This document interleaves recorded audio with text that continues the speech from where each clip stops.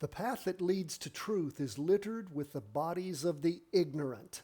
Miyamoto Musashi, my favorite Japanese master swordsman and samurai, philosopher, artist, just an extraordinary man. And he makes such a great point.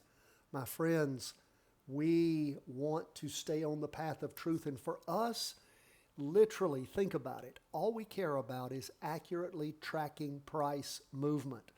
That is predicting it and then tracking it in the proper direction, whether it's up or down. Yes, it can move sideways to an extent, but it's really up or down. It's a binary decision. How hard can that be? Well, it can be hard. That is why we practice. That is why we have the charts. That is why we are not the bodies of the ignorant, because we seek enlightenment. Let's jump into these charts. We see stocks and bonds are up. Gold and Bitcoin down. Now stocks are rebounding up 0.95% for the S&P 500. We're still staying below that high. We have, again, we can adjust this if we need to. We have three candles, of course, connecting where we've been over the last 3 weeks. Doesn't mean that isn't subject to change, but we will keep a close eye on it, see if it's going to bounce off of it. I'm just curious. Like I've told you, we're in an election year.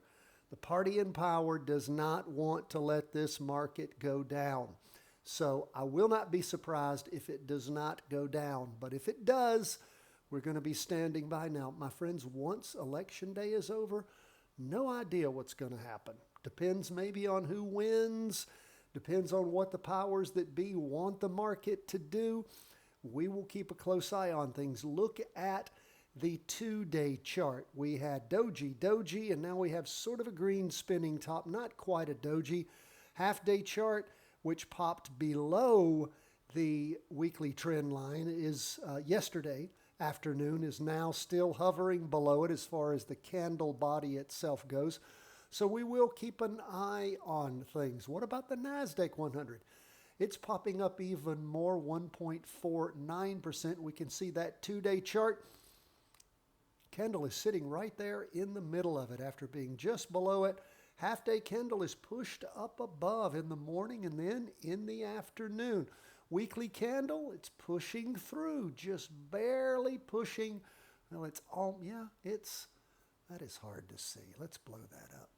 Yeah, it's pushed a little above. So we will keep an eye on things, and we'll see how this week continues to go. Are things going to light up again, or are they just going to sort of fizzle? And of course, if they start hammering down Wednesday and Thursday, we could have a rotation over going down. Check out the volume here. We are 2 days in, and I can't tell that we're 2/5 of the way to average, so we will keep an eye on things. Let's look at where we are with 20-year U.S. government bonds. Not a lot of volume for the week, but a big red down candle. Now, it is up for the day. I guess that happened in the afternoon, 0.17%. So hardly at all. That's 0.17, not 1.7 or 0.7. It's 0.17. So just a little bit up for the day. As we look at it, though, a down week, well below the weekly, on the weekly chart, well below the weekly trend line. Same on the 2-day, same on the half-day. So again, we've stayed short on bonds since they rotated over. What's up with gold? Well, gold is losing a little bit of its luster. It's fallen below. It is down for the day. It's fallen below the weekly trend line on the weekly chart, 2-day and half-day, and it is down 0.74% for the day. Volume, I guess, is looking okay on the weekly so far, just 2 days in. We look at the 2-day, and it's staying below the average. Popped up above average when it was moving down in the morning, and then the volume decreased in the afternoon. So we have pierced quite clearly the weekly trend line on the 2-day chart and on the weekly chart and on the half-day. So gold is slowing. I have no idea what just happened. Did I do something crazy with the weekly chart? I don't know if I hit something or just what happened. Where did my weekly chart go? Well, that was it for gold anyway. Let's move on to Bitcoin. Maybe gold will come back.